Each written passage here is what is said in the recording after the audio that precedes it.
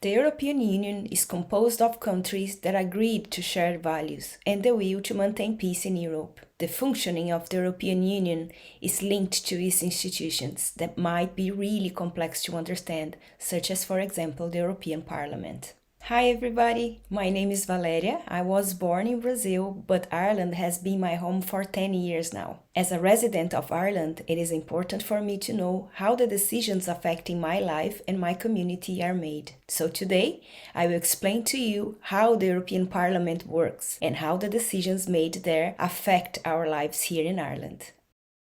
First of all, we need to keep in mind after India, the European Union is the world's second biggest democratic electorate on earth. And when it comes to EU institutions, the only one that is directly elected by us, European citizens, is the European Parliament, which headquarters are in Strasbourg, France, and has his administrative offices in Luxembourg City. The majority of the European Parliament's work is done in Brussels, Belgium, such as the Parliament's committee meetings and some plenary sessions held both in Strasbourg and Brussels. But how does it work? The European Parliament has over 20 committees, and these committees, such as, for example, the Transport and Tourism Committee or Agriculture and Rural Development Committee, meet to discuss these specific policy areas such as transport policies or food safety. But who are the people meeting there? They are the members of the European Parliament,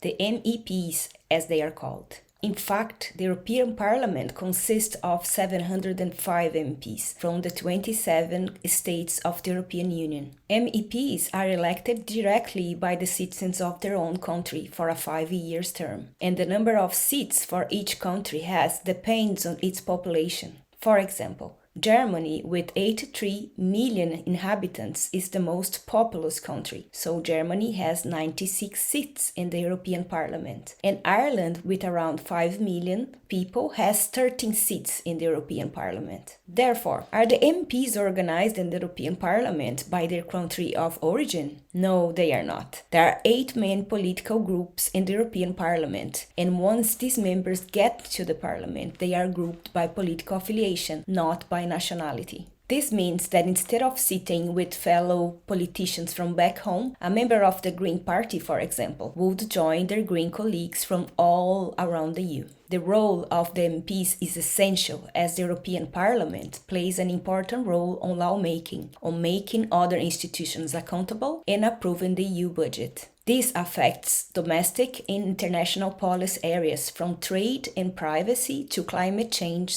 and arms control. And the policy areas and the powers of the European Parliament have increased over the past 6 decades, moving from a small body with limited authority for one of the largest and the most influential legislators in the world. Therefore, let's see how the legislative process works. The European Parliament works to make laws alongside the European Commission, which represents the EU at the international level, and the Council of the European Union, where all the EU government ministers gather. So, ordinary legislative procedure is called codecision, since it requires input from all these 3 institutions. The Commission is the only EU institution able to propose legislation. Let's see an example to understand this. First step, a legislative proposal is forwarded from the European Commission to one of the Parliament committees, and the committee receives the proposal at the same time as the Council of the European Union. The committee agrees on what they think the proposal should look like as a law and may suggest amendments. Then, the next step is to get the proposal approved in a plenary session of the European Parliament, where all the MPs get together to deliberate and vote once per month. And if the Council of the European Union is satisfied with the Parliament's position, the legislative proposal is adopted and the European Commission executes it to become a law. If the Council of the EU is not satisfied, the proposal can be amended and reread, and once the Parliament and the Council agreed on the legislative act, both sign it and it becomes law. In the end, you can see that the European Parliament has a fundamental role when it comes to our daily lives, as this institution translates the interest and the will of over 450 million citizens into real policy. And this means that by exercising your right to vote, you have a definite voice in the future of Europe.